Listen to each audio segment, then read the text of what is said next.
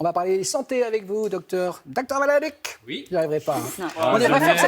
On devrait commercialiser la petite boîte. C'est vécu. Un plan sur moi, s'il vous plaît. Monsieur le réalisateur Philippe, on y va, Maya. Bonjour, docteur Valadic. C'est pas mal, il faut commercialiser. Allez, on va commencer par la question de Fabienne de Saint-Raphaël, que j'aurais pu écrire personnellement.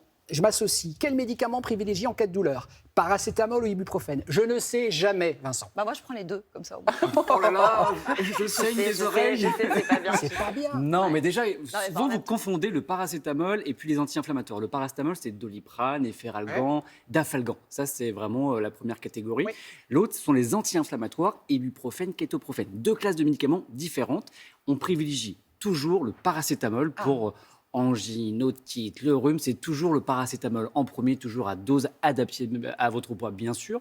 En réalité, cette semaine, par exemple, l'Agence nationale de sécurité du médicament a alerté. En mars 2023, il y a eu des complications infectieuses sur la prise d'anti-inflammatoires, parfois même mortelles, donc soit par l'automédication. Ce médicament, il faut le maîtriser. Enfin, il a, comme tous les médicaments, il n'est pas sans risque. Donc, si vous prenez un anti-inflammatoire, c'est toujours sur la plus courte période, la plus courte posologie, la plus basse, jamais en cas de varicelle. Et je dis juste attention si vous avez une maladie chronique type rhumatismale et que vous êtes sous anti-inflammatoire.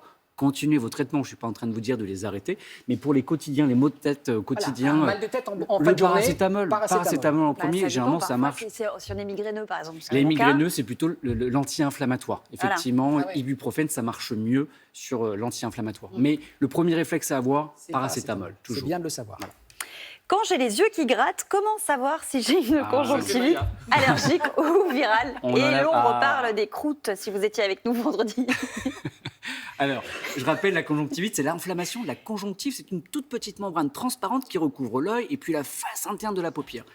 Quand elle est attaquée et inflammée, on parle de conjonctivite. Ça peut être dû à un virus, à une bactérie ou aux allergies, comme on a discuté il y a 2 jours. Et effectivement, alors comment on fait la différence? Quand c'est plutôt allergique, généralement, il y a une association à d'autres symptômes, le nez qui gratte, la gorge qui gratte. Bon, vous nous disiez que ça coulait un petit peu le matin, Maya, on l'a tous retenu. Mais il faut savoir que quand c'est viral... Et le secret des consultations. Elle l'a dit à l'antenne, moi je l'ai rien dit. C'est moi qui ai dit. Elle a Ah, balancé le bah dos. oui, Ça oui. va, alors.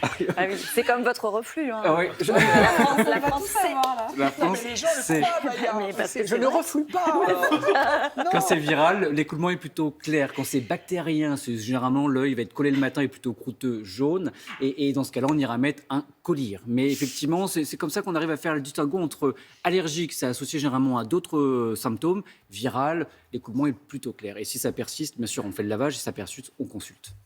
Cette semaine au parc, j'ai marché pieds nus sur une abeille et elle m'a piqué. Quels étaient les bons réflexes à avoir? Car j'ai entendu tout et son contraire. C'est Fanny de Lyon. C'est vrai Non. qu'on entend tout. Oui, alors souvent on entend la pince à épiler. Généralement, Oui. c'est déconseillé la pince à épiler parce qu'en fait, en prenant la pince, vous pouvez un petit peu appuyer sur le sac dans lequel il y a le venin à l'extrémité et donc Et vous le pourriez. répandre. Exactement, ça pourrait d'un coup injecter le poison.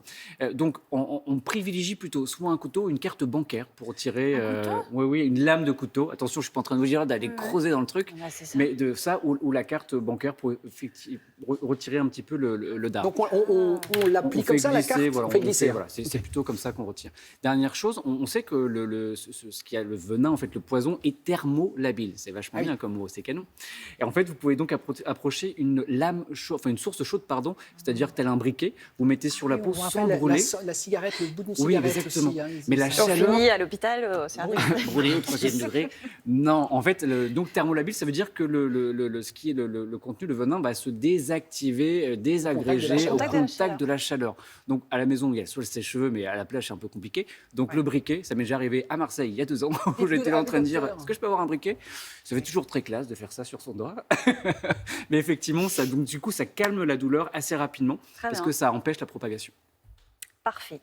Mon fils se plaint souvent d'avoir mal à la tête en classe. Est-ce que cela peut être de la myopie? Pour info, je souffre aussi de myopie, vous dit Tom de Lorient. Alors, si la maman ou le papa, alors le papa souffre d'un caractère héréditaire, effectivement, l'enfant a 2 fois plus de chances d'avoir de la myopie. Si c'est les 2 parents, 8 fois plus de chances.